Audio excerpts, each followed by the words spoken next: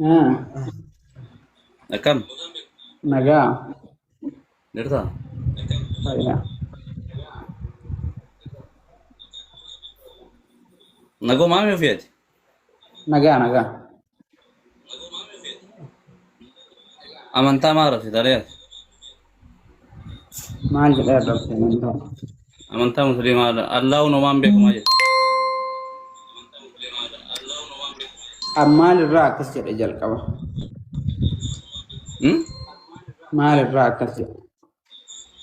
Ati egaa kafari rakkoon qabu amantaan musliimaa si'achitti nama guddaa nama baay'ee qaba beektaa?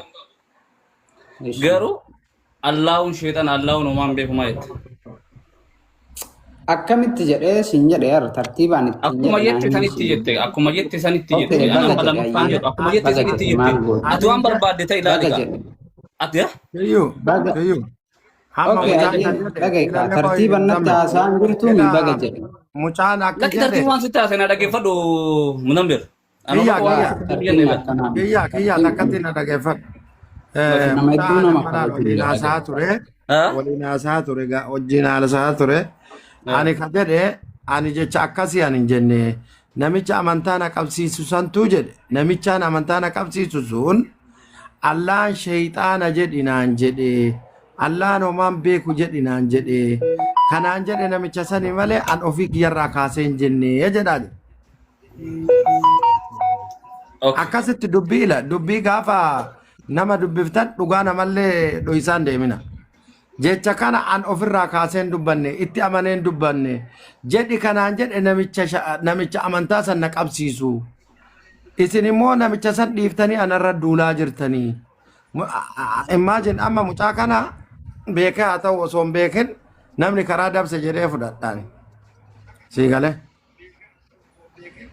haa amanullee amanuu baatullee maaliif nama miira keessa galchuun illee hin barbaachisu arrabsuun illee hin barbaachisu. Fedhii isaa intarestii isaa beekuun immoo barbaachisummaa guddaa qaba. Ammallee mucaan kun maalirraa kan ka'e ka jedhullee ilaaluun barbaachisummaa qaba. Kanaaf akkaataa kanaan ol hubachaa deemuudha malee itti ori'uun faayidaan qabu.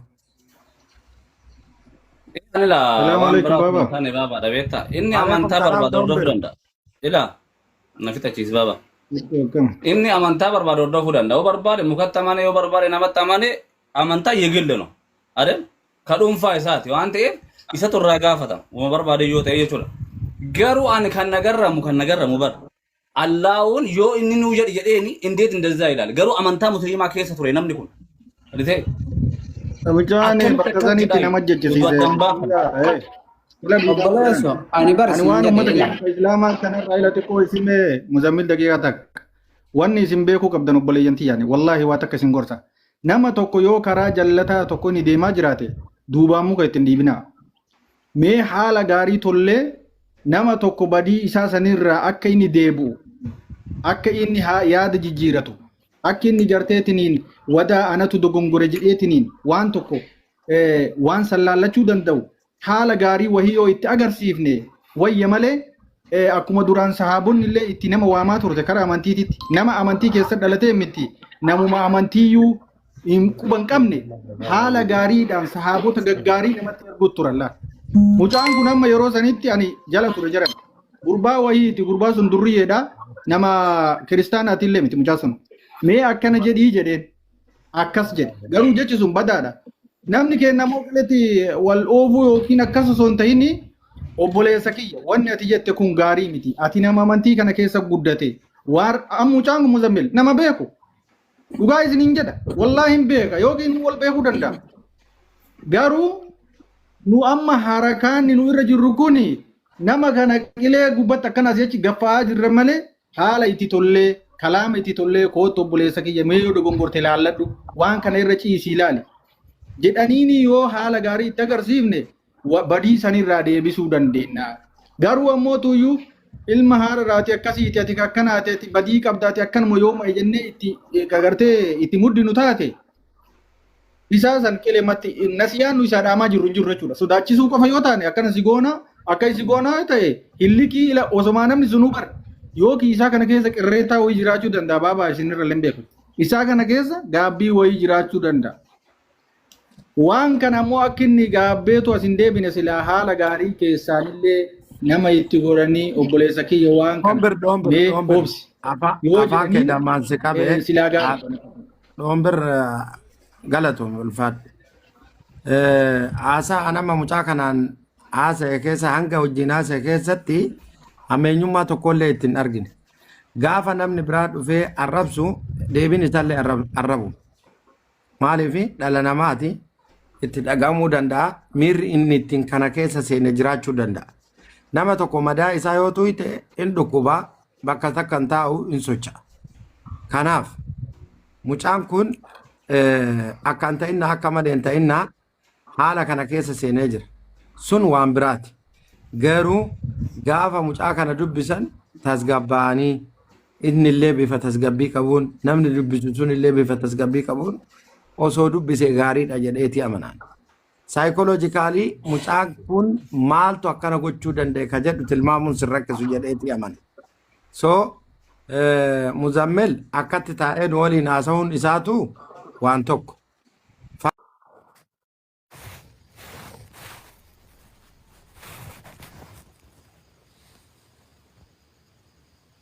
Gaafa gartee yookiin namni na hordofu maaliidhaaf iyyuu adeemu.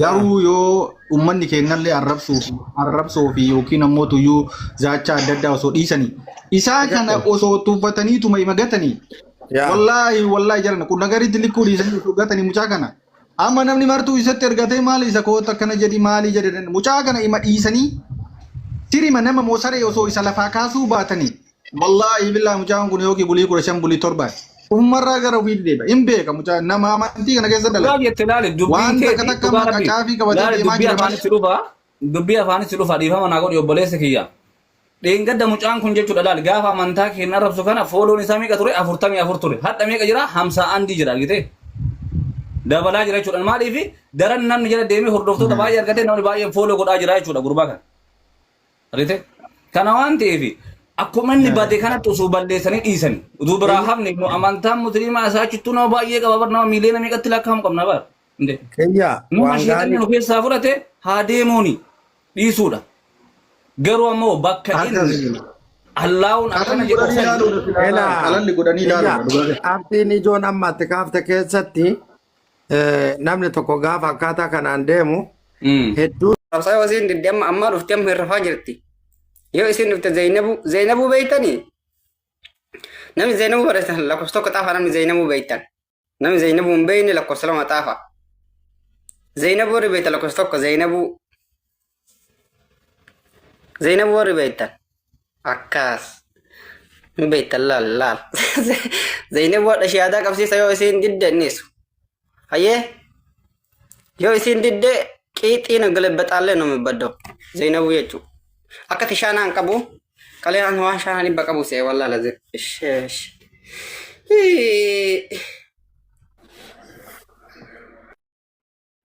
bani video korrisini video ban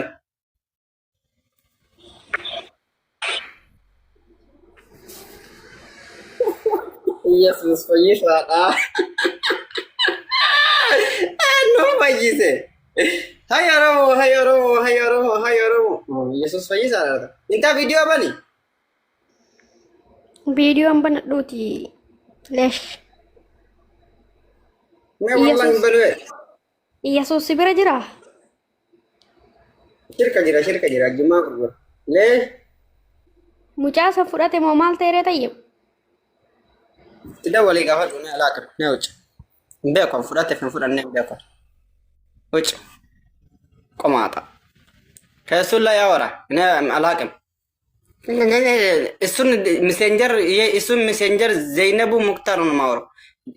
Video dawulina ante Yesus ante taqabbalana alqabbalem awara mina gabbany ne mina gabbany ine shood deferkane ne Yesus okteno oboles. Yesus malat obolesa kiyano. Rakiftan ni mechakan le marami le rakiftan barwan faale rakita jirani malaika en makan sa Bilal ille no yani Bilal ni Yesus terge Bilal ni Yesus terge andura mal se amare mitana le tabira se Yesus ni le tabira se yoro bi yerusan gutu yu tama bira se an Dhugamatti rabbi si'aan rabbi kennalle kenna addatti rabbi kajaraalee dhugamatti addatti rabbi si'aan. Ada Yesuusin jarri baafatte Nabi Isa alayhi salaam. Maaree miillee Maryamaadha. Kanuma hunda achi battee ada rabbi godhatte gar rakkiftan faamilii kanarra rakkiftan. Faamilii kana wallahi rakkiftan Maryamaa rakkiftan Yesuusin rakkiftan ajiraattu obborii isa rabbiin amana kun ajiraatu. Isa faamilii rakkisinaa. Rakkiftan wallahi lazim rakkate ummanni wallahi gaafa duuta wallahi lazim biyyaan addatti isin nyaatti qasaman billa. Biyya lafaan isin hin geettu faamilii akkana gootan. Jibril Gabrieli Gabrieli yettiin wannoon Jibriliin Gabrieli yettiin.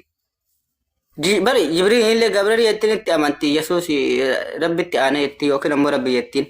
Maariim haadha Maariim illeen sagaddif.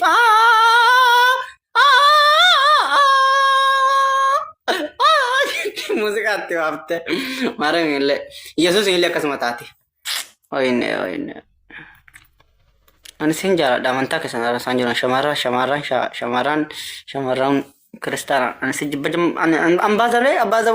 ambaazawee shamarran kiristaana dhaayu islaama caalaa adaba qaban. Nama narrabsan. Wanti akkana adaba qaban hin jiru. Adabadhuu taa'ee ishi. Hayyee heeyda darsiish. No, ani akkanumatti baay'ee maa Yesuus nabi'iin saadha rakkoon qabu nabi'iin saa waan fedhe hojii rakkoon qabu. Ambaazawee shamarran kiristaanaan jaaladha yoo shamarran tanatti islaamaa caala. Adaba qabanii naman tuqan. Akkasuma ilaalu shamarran ortodoksii. Shamarran peentee ammoo hin jaaladhu peenteen badduudha. Peenteen baddu peenteen peenteen ajuuzaadha. Peenteen zayitii naman nayti.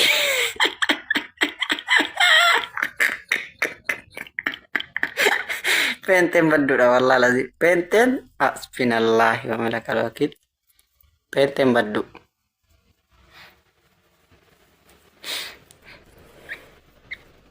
Peenteen baddu.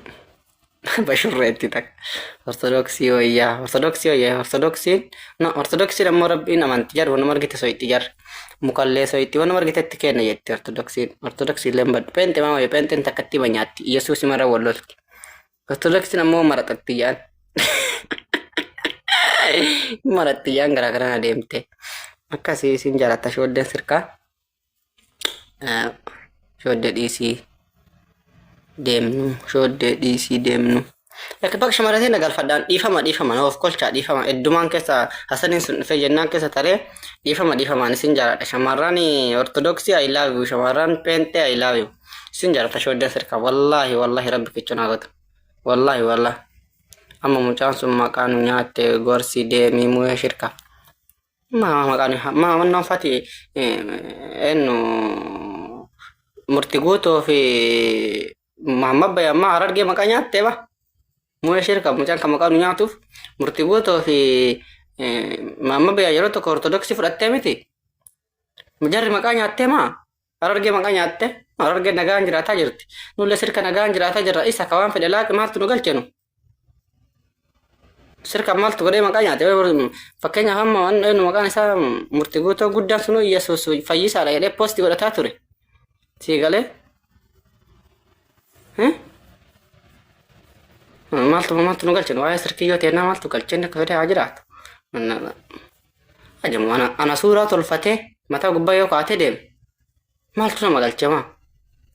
Maqaa keenya ka sirgaa waan itti ni godhan jiru. Badee shaaraan dhaabbatte. Akkamiin irraa wayi.